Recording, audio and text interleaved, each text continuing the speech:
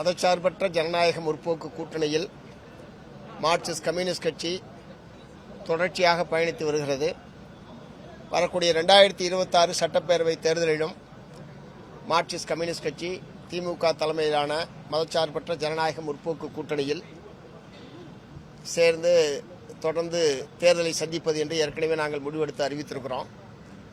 ஏற்கனவே Marxist communist கட்சியின் சார்பில் இரட்டை இலக்கத்தில் தொகுதிகள் வேண்டும் என்று நாங்கள் தொடர்ந்து திமுக தலைமையிலான பேச்சுவார்த்தை குழுவிடம் தொடர்ந்து நாங்கள் வற்புறுத்தி வந்தோம்.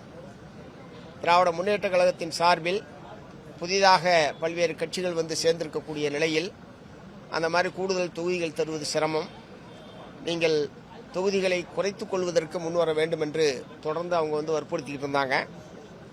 இத்தகைய சூழ்நிலையில் எங்களுடைய கட்சியினுடைய மாநில குழு 2 முறை கூடி இந்த 6 தொகுதிக்கு மேல் என்பதை நாம் வற்புறுத்த வேண்டாம். இப்போது இருக்கக்கூடிய இந்த கூட்டணி வலுவடைந்திருக்கிறது. கூட்டணியில் பல புதிய கட்சிகள் சேர்ந்திருக்கக்கூடிய நிலையில் 6க்கு மேல் என்பதை நாம் வற்புறுத்த வேண்டாம்.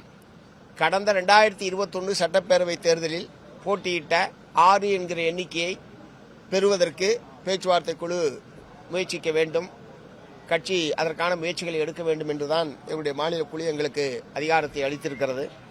நேற்றைய தினம் இந்த பேச்சுவார்த்தை தொடர்ந்து நீடித்துக் கொண்டிருந்த நிலையில் நேற்றைய தினம் மார்க்சிஸ்ட் கம்யூனிஸ்ட் கட்சியுடைய அகில இந்திய பொதுச் செயலாளர் தோழர் MA பேபி உட்பட கலந்து கொண்டு நேற்றைய தினம் கட்சியினுடைய மாநில குழு கூட்டம் நடைபெற்றது.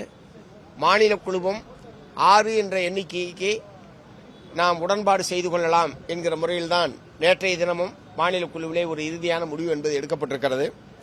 இத்தகைய சூழ்நிலையில் இன்று மாண்புமிகு முதலமைச்சர் அவர்கள் அவரை நேரடியாக சந்தித்து இந்த தொகுதி உடன்பாடு சம்பந்தமாக பேசுவதற்காக அழைப்பு விடுத்திருந்தார். அந்த அடிப்படையில் முதலமைச்சர் உள்ளிட்ட பேச்சுவார்த்தை குழுவினர், அதே மாதிரி மார்க்சிஸ்ட் கம்யூனிஸ்ட் கட்சியின் சார்பில் நாங்கள் எங்களுடைய பேச்சுவார்த்தை குழு நேரடியாக சந்தித்து பேசியது.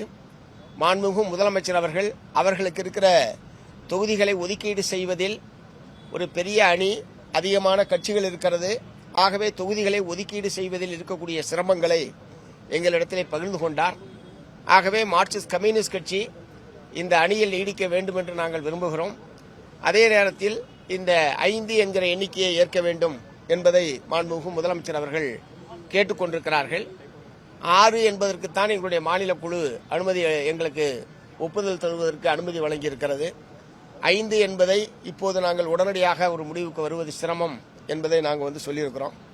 மாண்புமிகு முதலமைச்சர் அவர்கள் நீங்கள் உங்கள் கமிட்டியில் போய் பேசிட்டு அதை பற்றி சொல்லுங்க, ஆனால் சாதகமான முடிவை நீங்கள் எடுக்க வேண்டும். அது நம்முடைய இந்த அணி தொடர்வதற்கும் 2026 சட்டப்பேரவை தேர்தலை நாம் அனைவரும் ஒருங்கிணைந்து சந்திப்பதற்கும் அது கட்டாயம் பயன்படும்.